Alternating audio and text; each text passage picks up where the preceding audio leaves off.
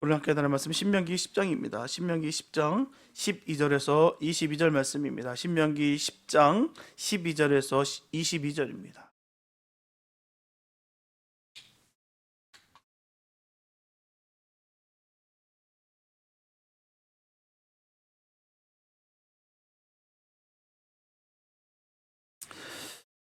신명기 10장 12절에서 22절 말씀입니다. 주님의 귀한 말씀 우리 한 목소리 함께 합독하시겠습니다. 시작. 이스라엘아, 내 하나님 여호와께서 내게 요구하시는 것이 무엇이냐? 곧 내 하나님 여호와를 경외하여 그 모든 도를 행하고 그를 사랑하며 마음을 다하고 성품을 다하여 내 하나님 여호와를 섬기고 내가 오늘날 내 행복을 위하여 내게 명하는 여호와의 명령과 규례를 지킬 것이 아니냐?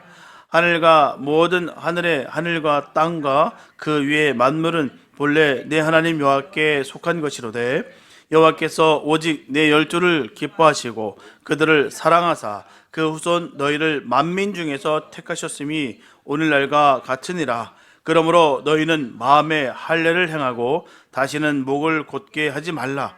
너희의 하나님 여호와는 신의 신이시며 주의 주시요 크고 능하시며 두려우신 하나님이시라. 사람을 외모로 보지 아니하시며 뇌물을 받지 아니하시고 고아와 과부를 위하여 신원하시며 나그네를 사랑하사 그에게 식물과 의복을 주시나니 너희는 나그네를 사랑하라. 전에 너희도 애굽 땅에서 나그네 되었었음이니라. 내 하나님 여호와를 경외하여 그를 섬기며 그에게 친근히 하고 그 이름으로 맹세하라. 그는 내 찬송이시요 내 하나님이시라. 네가 목도한 바 이같이 크고 두려운 일을 너를 위하여 행하셨느니라. 애굽에 내려간 내 열조가 겨우 70인이었으나 이제는 내 하나님 여호와께서 너를 하늘의 별같이 많게 하셨느니라. 아멘. 세상의 모든 종교는 사람의 필요에 의해서 생겼습니다. 수재나 한재 같은 재난을 당할 때 사람들은 신을 찾았어요. 또 질병과 고난 속에서 또 안전을 필요로 할 때 신을 찾았고요.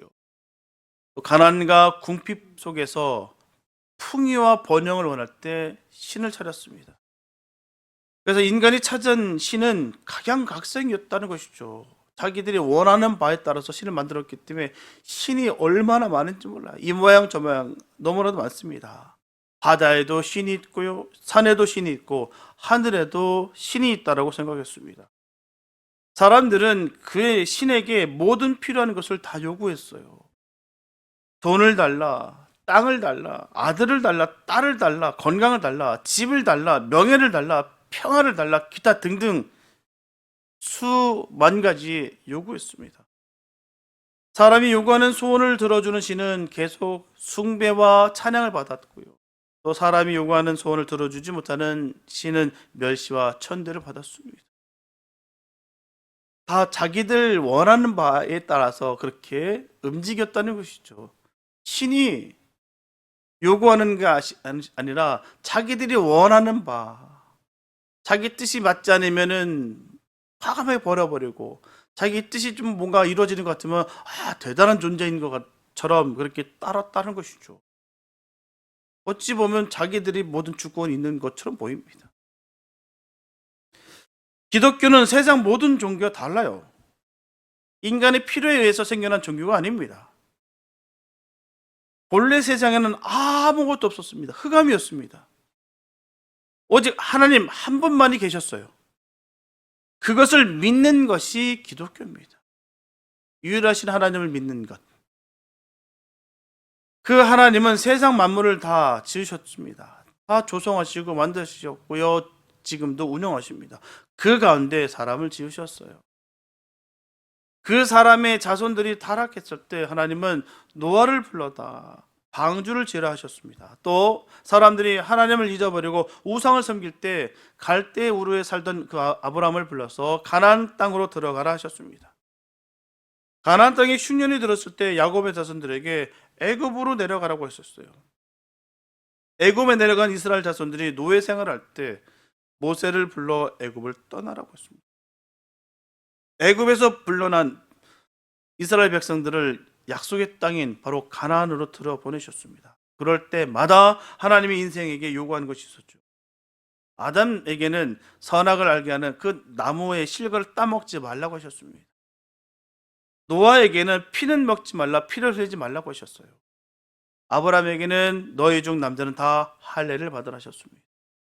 그리고 또 내 아들 독자 이삭을 번제로 드리라 하셨습니다. 야곱에게는 내가 어디로 가든지 제단을 쌓으라 하셨고요. 하나님은 인생에게 요구하십니다. 그러나 아무에게나 요구하시지 않으셨다는 거예요. 아무 민족에게나 요구하시지 않으셨습니다. 하나님은 택한 민족에게 요구하시고요. 택한 사람에게 요구하신다는 거예요.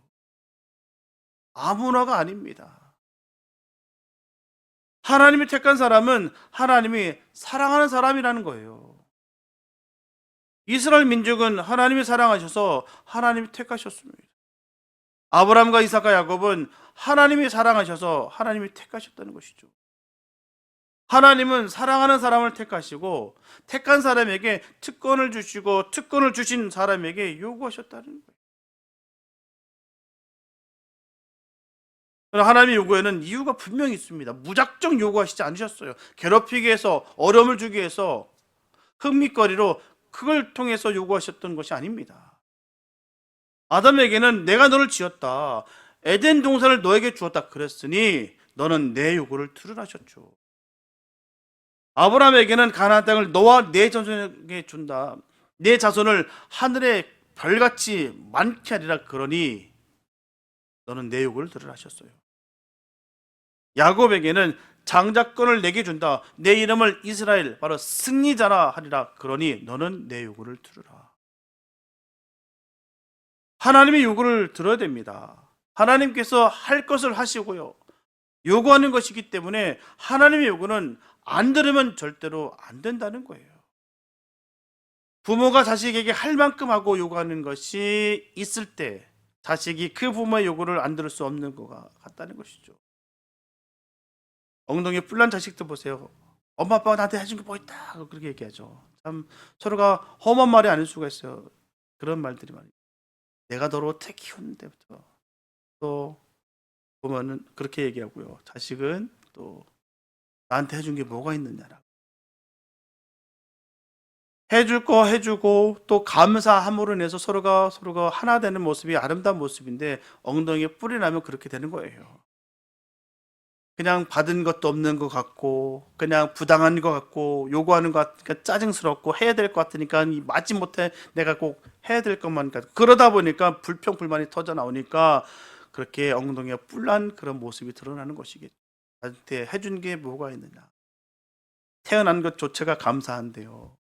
함께 막 먹고 나누고 함께 나눈 그 섬김 속에서 기쁨과 은혜가 있는데 이런 건 아무렇지도 않고 아랑곳하지 않고 그냥 불평만 드러놓는다는 것이죠.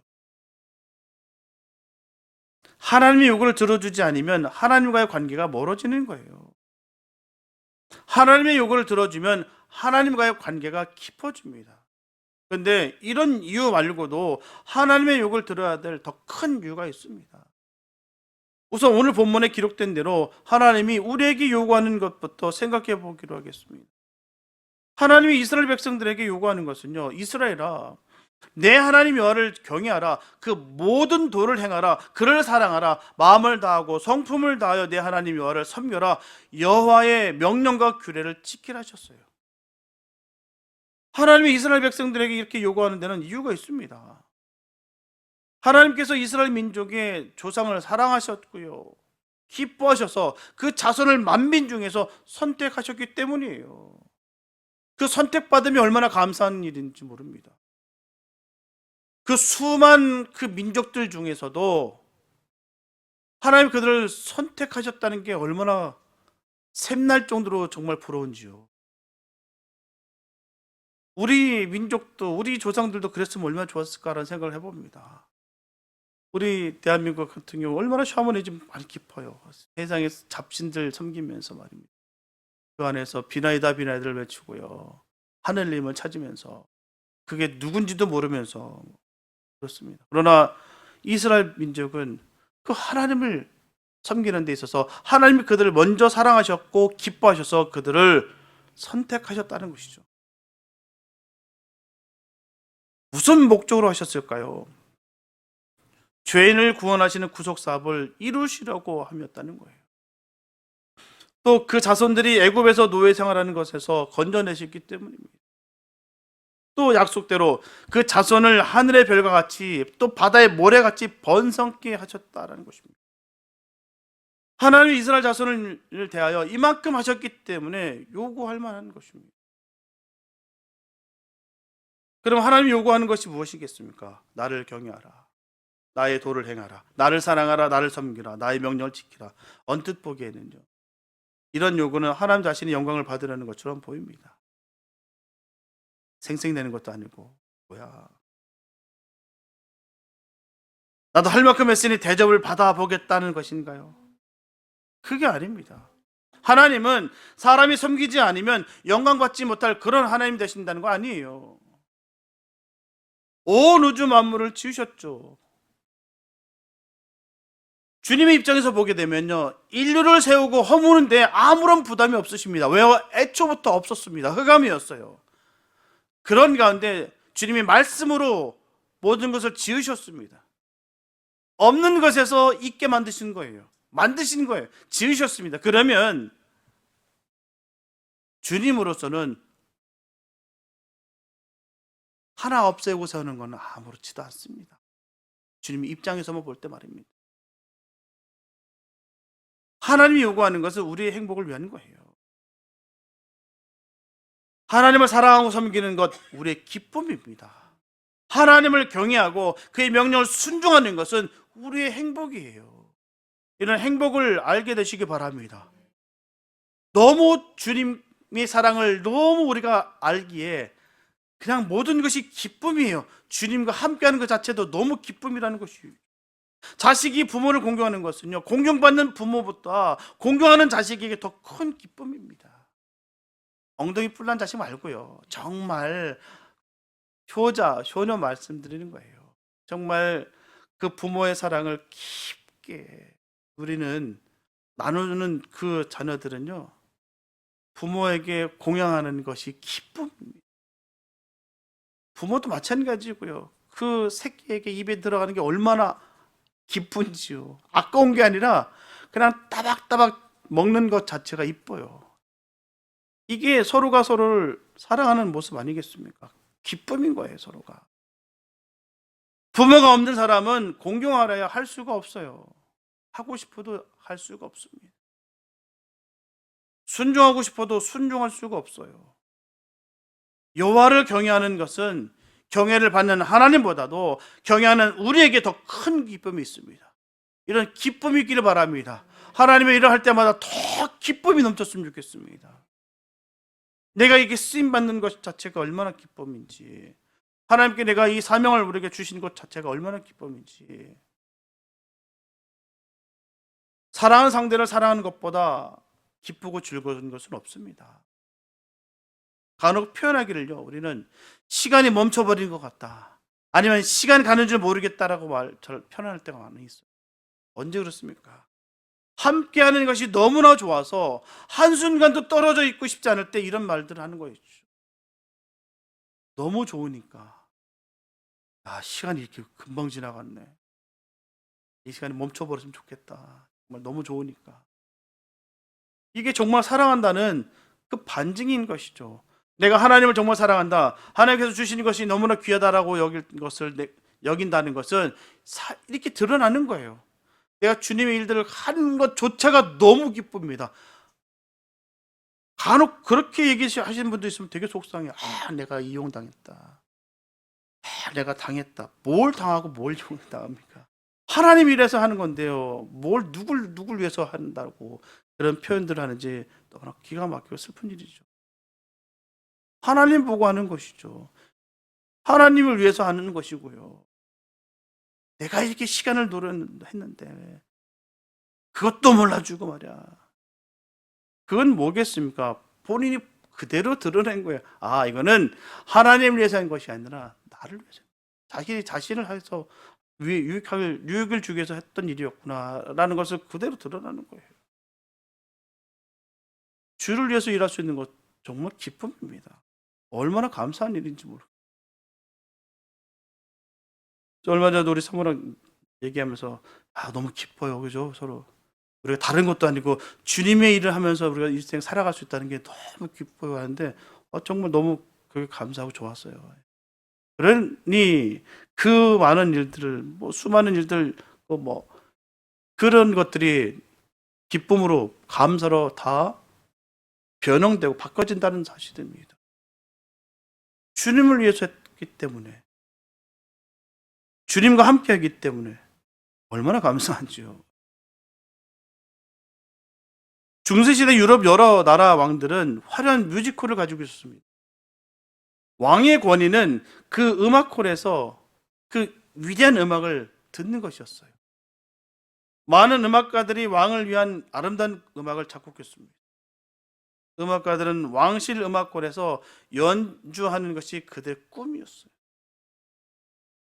모차르트는 어릴 때 아버지를 따라 왕실에서 연주하는 그 음악가를 보고서 나도 왕실에서 연주하는 음악가가 되리라 꿈을 가졌습니다. 모차르트는 타고난 재능에 피어나는 노력을 합니다. 그도 처음에는 거리 악사에 지나지 않았어요. 무명의 음악가였을 뿐이었습니다. 그런데 차츰 모차르트의 음악이 인정을 받기 시작했어요. 마침내 그는 1787년 오스트리아 황제 조셉 2세에 의해 궁실 작곡가로 발탁이 됩니다. 그의 음악은 큰 찬사를 받았어요. 오늘날 조셉 2세 이름은 아는 사람이 없어도요, 모차르트 이름을 모르는 사람은 거의 없을 거예요. 여호와를 경외하는 자도 이렇게 됩니다. 여호와를 경외하는 것은 우리의 명예요, 영광이에요. 여호와를 경외하는 것이 즐거운가? 하나님을 사랑하는 것이 행복인가? 하나님의 명령에 순종하는 것이 기쁜가? 하나님의 도를 행하는 것이 자랑스러운가? 자랑스럽게 바랍니다. 정말 즐겁길 바랍니다. 행복하시길 바랍니다. 순종하는 것이 마땅히 여길 수 있는 우리가 됐으면 좋겠습니다. 하나님만 바라보면서 우리가 나가야 되는 것이죠. 그 은혜 가운데 기쁨을 누릴 수 있는 것이 얼마나 감사한 일인지요. 자꾸 세상적인 명예를 쫓다 보니까 뭔가 괘씸하고 뭔가 찝찝하고 섭섭하고 서운하고 이런 일들이 벌어진다는 거예요. 주님께 순종하고 주님의 명령에 따른 것, 그 안에서 즐거움을 느낄 수 있는 것이 얼마나 감사한지 모르겠어요. 얼마나 기쁨일지 모르겠어요. 어떻게 하면 하나님을 경외하는 것이 기쁠까요? 어떻게 하면 하나님을 사랑하는 것이 즐거울 수 있을까요? 하나님은 그 비결을 말씀해 주셨습니다. 할례를 받으라. 할례를 받으라 하셨어요. 육체의 할례 말고 마음의 할례를 받으라 하셨습니다. 신명기 30장 6절에 보면 내 하나님 여호와께서 내 마음과 내 자손의 마음에 할례를 베푸사 너로 마음을 다하며 성품을 다하여 내 하나님 여호와를 사랑하게 하사 너로 생명을 얻게 하실 것이라. 또 예레미야서 4장 4절에는 유다인과 예루살렘 거민들아 너희는 스스로 할례를 행하여 너의 마음 가죽을 베고 나 여호와께 속하라. 그렇지 아니하면 너의 행악을 인하여 나의 분노가 불같이 발하여 사르리니 그것을 끌 자가 없으리라. 마음의 할례를 행해야 마음과 성품을 다하여 하나님을 사랑할 수 있다고 했어요. 그냥 하는 게 아닙니다. 하고 싶어서 되는 것도 아니고요. 마음의 할례를 행해야만 할 수 있다는 것이죠. 마음의 할례는 마음의 가죽을 베는 것이라고 했어요. 할례는 본래 육체의 가죽을 베는 것입니다. 칼로다가 육체의 가죽을 베는 이유는요, 가죽을 벤 자리에 새살이 돋아나게 하는 것입니다. 새롭게 나오는 거예요. 제거된 그곳에 새롭게 나오는 것입니다. 피를 흘리고 가죽을 벨 때 육신의 욕심과 고집과 교만의 껍질이 다 베어지고 새 사람으로 태어나는 것이 바로 할례입니다. 허울 좋은 그런 이름이 아닙니다. 약간 의미와 뜻이 있다는 거예요. 근데 사람들이 육체 피를 흘리고 육체의 가죽을 베는 것만을 할례로 알았어요. 마음의 변화는 아랑곳하지 않았다는 것이죠. 여전히 강팍하고 여전히 교만하면서 그래도 자기는 할례 받은 선민이라 자랑했습니다. 그것이 예수님 당시에 유대인들이었어요. 그래서 예레미야는 마음의 가죽을 베라고 했습니다. 모세는 목의 할례를 행하라고 했고요. 스데반은 귀의 할례를 행하라고 했습니다. 사도 바울은 육체의 할례는 할례가 아니다라고 했습니다. 고집과 교만을 버리지 않는 사람은 할례를 100번 받아도 소용이 없어요. 아무리 핏줄을 꺼내내도 소용이 없습니다. 그걸 전하고 있는 것이 아니에요. 형식에만 갇혀있는 신앙은 죽은 것입니다. 결코 형식을 무시할 수는 없겠지만 본질을 잃어버린 형식은 의미가 없다라는 거예요. 괜히 알리바이만 만든 것입니다. 나는 이제부터 합법적으로 이젠 죄를 져도 될 것 같고, 이제 나는 구원받았으니까 마음 놓고 살아도 될 것만 같고, 난 상처 많은 사람이니까 날 이해해줘, 이렇게 스스로 알리바이를 만든다는 거예요. 본질을 잃어버리면 안 됩니다. 본질을 잃어버린 형식은 의미가 없어요. 왜요? 주님은 외식과 가식을 경멸하시기 때문이에요. 늘 주님께서 책망하시고 질책하는 그 이유를 잘 보십시오. 주님께서 이 형식이 나쁘다고 지적하시는 것이겠습니까? 아니, 율법을 따르는 게 왜 나쁘겠어요? 열심히 기도하는 게 왜 나쁘겠습니까? 굳이 하는 게 왜 나빠요? 금식하는 게 왜 나빠요? 다 선한 것입니다. 그런데 이것을 가지고 외식하고 가식했기 때문인 것이죠. 주님이 원하신 바, 기도하려면 시장에서 떠들지 말고 나발 불지 말고 골방에 들어 기도해. 구제하려면 왼손이 하는 거 오른손 다 모르게 해. 금식하려면 금식한 티 내지 말고 환한 모습으로 해. 이게 주님께서 원하신 바, 우리에게 주시는 메시지예요. 형식이 잘못됐다는 것이 아닙니다. 형식은 담는 그릇이에요. 그릇에 담아야죠. 그러나 그것을 담을 때 그 본질을 잘 담아야 되겠죠. 이것을 했기 때문에 그냥 나는 이제 편법을 써도 괜찮다는 듯이 삶은 안 된다는 것이죠. 그래서 주님께서 그렇게 모질게도 말씀하신 거예요.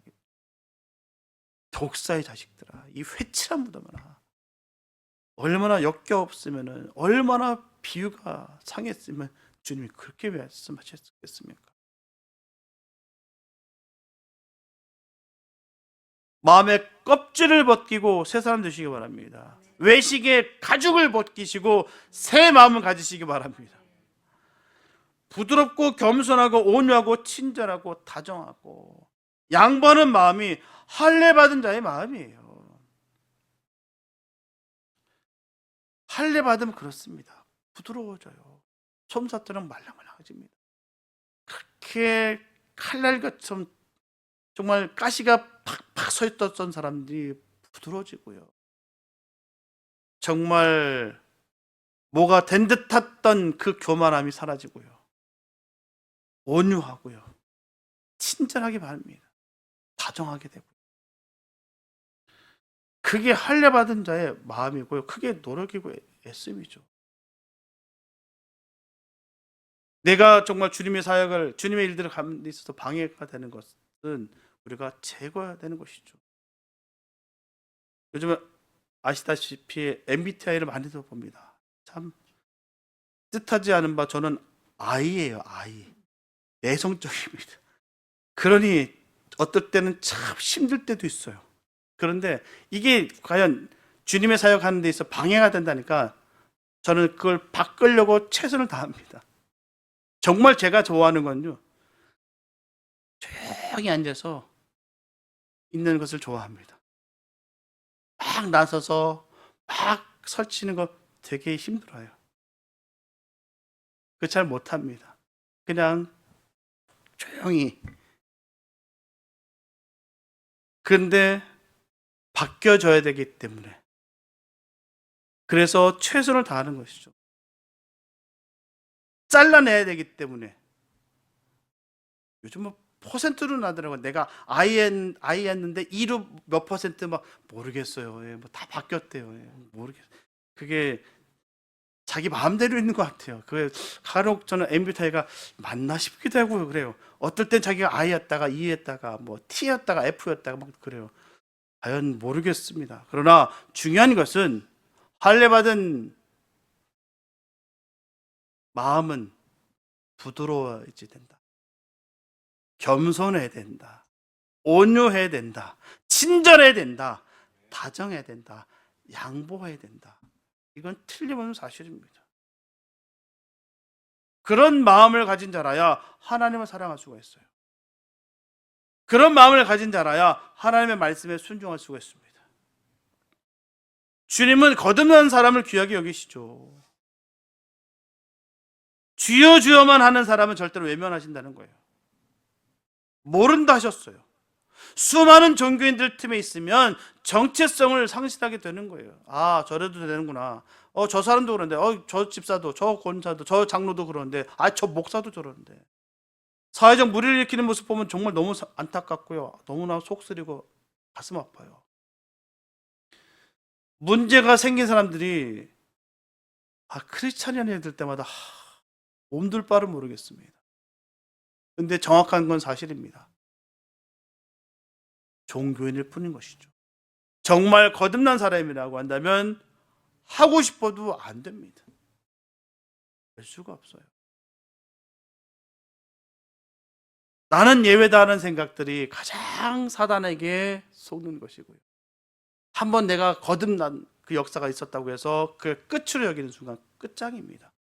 날마다 구원을 이루어가는 사도 바울의 그 고백처럼 우리도 그런 믿음을 갖고 있어야 되는 것이죠. 날마다 죽노라. 그렇게 세워져 가는 거예요. 주님의 자녀들은 그렇게 만들어지는 것이고 세워지는 것입니다. 끊임없이 내 안에서 할례가 터져서 나와야 되는 거예요. 싹을 계속해서 잘라내야 되는 것입니다.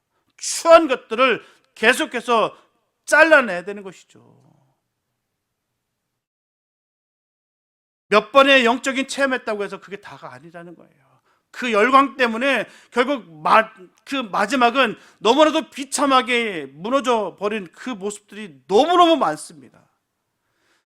나는 예외라는 생각 버리세요. 나는 그렇지 않겠다는 절대 그런 생각 버리시기 바랍니다. 그 믿음의 종들이, 그 믿음의 영웅들이 그토록 비참하게 무너진 것은요, 그만큼 무섭다는 거예요. 예외라 여겼던 그 교만함 때문에 무너져 버린 거예요. 종교인으로 타락하게 되어버렸던 사실입니다. 정체성을 상실했기 때문에. 마음의 할례를 받으시기 바랍니다. 마음의 가죽을 벗기시기 바랍니다. 거듭난 증거가 삶을 통해 나타나야 되는 거예요.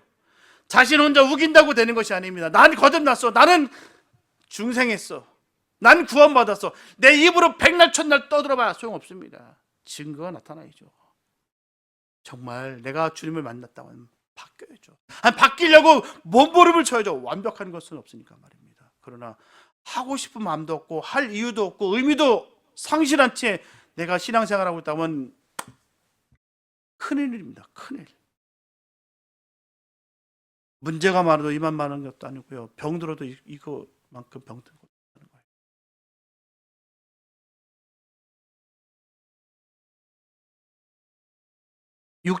육체의 할례와 마음의 할례가 또 다른 것이 있습니다.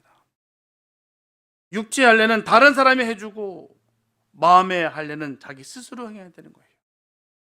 육체의 할례는 부모가 해주고 제사장이 해줍니다. 하지만 마음의 할례는 다른 사람이 해줄 수가 없어요. 반드시 자기가 해야 되는 것입니다. 아무도 내 마음의 가죽을 벗길 수가 없어요. 내가 내 마음의 가죽을 벗겨야 되는 거예요. 전쟁 영화를 보면요, 종종 군인들이 총에 맞는 장면을 보게 됩니다. 총알이 팔과 다리에 박혔는데 의사의 손이 모자라서 팔과 다리가 썩어 들어가고 있을 때 용감한 군인은 자기 손으로다가 단도를 들어서 팔과 다리에 박힌 총알을 빼내는 것을 봅니다. 얼마나 아플까요? 자기 살을 도려내는 그 아픈 말입니다. 사람이 참 위급하고 살아야 되겠다는 생각이 들면 또 하게 됩니다. 저도 예전에 한번 급체를 했는데요. 아이고, 숨을 못 쉬겠어요. 그러니까 저는 그 주사바늘 컴플렉스가 있거든요. 주사바늘 너무 무섭습니다. 얼마나 아프든지. 근데 제가 10손가락을 다 따고 있어요. 다 따고 막 피를 뽑고 있더라고요. 그러니까 나중에는 콕 터져 나오더라고요. 제 정신 같으면 못합니다. 어떻게 내 손가락을 따고 있습니까? 피를 뽑고 있냐고. 있을 수 있겠냐고요. 못합니다. 급하면 돼요. 내가 살고자 하면 내가 그렇게 될 수 있습니다. 그 총알로 인해서 내 온몸이 다 썩어서 결국 죽음에 이르기 때문에 그 칼로다가 그 총알을 뺄 수가 있다는 것이죠. 그렇게 하면 팔과 다리를 자르지 않아도 됩니다. 귀에 할례를 받으면 순종의 사람이 됩니다. 목에 할례를 받으면 겸손한 사람이 됩니다. 입에 할례를 받으면 덕 있는 말을 하는 사람이 됩니다. 전신의 할례를 받으면 전신이 하나님의 의의 병기가 됩니다. 전신 전력으로 하나님을 경외하고 사랑하는 사람이 되기 위해서 전신의 할례를 꼭 받으시기 바랍니다. 마음의 할례를 받은 사람이 분명히 아는 것이 하나가 있어요. 그것은 바로 하나님의 중심을 안다는 거예요. 하나님의 중심이 뭐겠습니까? 사람을 외모로 보지 아니하시고 뇌물을 받지 아니하시고 고와 과부를 신원하시며 나그네를 사랑하라 하시는 거예요. 하나님 중심은 진실과 정의와 사랑이 있습니다. 하나님은 거짓을 싫어하세요. 참되고 진실한 것을 좋아하십니다. 사람의 눈을 속이고 귀를 속이는 것을 미워하십니다. 뇌물을 받고 더 잘 봐주는 것도 싫어하신다는 거예요. 예전 한국 보면 참 그런 일이 지금은 없겠죠. 선생님들이 본 것보다도 선물로 받는 돈이 더 많다는 말이 있었습니다. 얼마나 많은 걸 기대하고 받았다면 봉급보다 더 많이 받을까요? 그게 뇌물이 아니고 뭐겠습니까? 다른 건 몰고 내 새끼만 잘 봐주십시오. 그런 게 바로 뇌물 아니겠습니까? 천진난만 아이들에게 뇌물 주는 것을 가르쳐 놓았으니 그 아이들이 커서 무슨 짓을 할지 모른다는 거예요. 하나님은 고아의 아버지시요 과부의 재판관이십니다. 하나님은 고아와 과부를 불쌍히 여기십니다. 고아와 과부가 억울한 일 당한 것을 신원해 주세요. 그러나 고아라고 해서 잘못한 것을 잘했다고 하지 않으신다는 거예요. 과부라고 해서 그릇된 것을 옳다고 하지는 않으십니다. 하나님은 공의와 공평을 원하십니다. 하나님은 사랑이십니다. 가난한 자와 환난 당한 자와 나그네를 대접하라고 했어요. 그 이유는요. 너희도 외국에서 나그네로 살지 않았느냐? 그때 너희가 가난할 때 도움을 받았다. 그때 환난을 당했을 때 위로를 받았다. 그러므로 고아와 과부를 돌아보고 가난한 자와 나그네를 대접하라, 접대하라 하셨어요. 곡식을 베다가 한 무퉁이는 남겨둬라. 과실을 따다가 한 가지는 남겨둬라. 길 가던 나그네와 굶주린 사람이 먹고 배부르게 하라. 옷도 그렇게 하고 집도 그렇게 하라. 장롱에 가난한 자를 위한 옷을 준비하고 방황하는 나그네를 위해 예배하라. 우리 교회가 지금부터 해야 될 일이 있습니다. 가난한 자와 나그네와 환난 당한 자를 도와야 된다. 우리는 주님께 너무도 많은 사랑을 받았어요. 이것은 사랑의 빚입니다. 사랑의 빚은 반드시 갚아야 되는 거예요. 지금까지 우리 교회가 베푼 구제와 원조가 너무 미약했다는 것을 저는 회개합니다. 최소한 우리가 받은 것의 2배는 갚아야 된다고 저는 생각해요. 잠언 19장 17절에 보게 되면 가난한 자를 불쌍히 여기는 것은 여호와께 꼬이는 것이니 그 선행을 갚아 주시리라. 하나님께서 원하신 바고요. 하나님 원하는 대로 우리가 행했을 때 하나님께서 반드시 그 선행을 갚아주신다는 거예요. 또 후하게 주십니다. 가난한 자를 구제하고 환난 당한 자를 돕는 것은 절대로 소비나 낭비가 아니에요. 어떤 분들은 그렇게 여길 때가 있습니다. 우리가 정말 해야 될 일은 그런 일들을 하는 거예요. 하나님 때문에 예수 믿어서 가난한 자들을 돕는 거예요. 수많은 선교지에 예수 믿는 것 때문에 가난한 사람들이 얼마나 많은지 몰라요. 주의 종들을 비롯해서 말입니다. 이 땅에서, 아니 자기네 땅에서 곳곳에서 잘 먹고 잘 살 수 있었던 사람인데 그 모든 것 다 버리고 가난하게 된 사람들이 얼마나 많은지 몰라요. 그런 사람들을 도우라는 것이죠. 그런 사람 돕는 게 절대로 소비나 낭비가 아니에요. 버려지는 게 아닙니다. 하나님께서는 더 많은 것을, 더한 것으로 채워주신다는 거예요. 하늘나라의 보물을 쌓는 것입니다. 우리가 어떻게 하면은 쌀 수가 있겠습니까? 하나님 나라에 이렇게 쌓는 거예요. 우리의 기도가 잘못되진 않은가? 하나님께서 내게 요구하시는 그것을 구하지 아니하고 내가 하나님에게 요구하는 것만 기도하고 있진 않은가? 응답받을 수 있는 기도는 하나님이 나에게 요구하는 것, 그것을 구하는 기도라 해야 되는 거예요. 하나님 나에게 요구하는 것은 하나님 자신을 위한 것이 아니고요, 나의 행복과 나의 유익을 위한 것이라는 것을 꼭 아시기 바랍니다. 하나님이 나에게 요구하는 것이 무엇이겠습니까? 여호와를 경외하며 그의 도를 행하는 것입니다. 마음을 다하고 성품을 다하여 여호와를 사랑하라는 것이죠. 그를 섬기며 그의 명령을 지키라는 것입니다.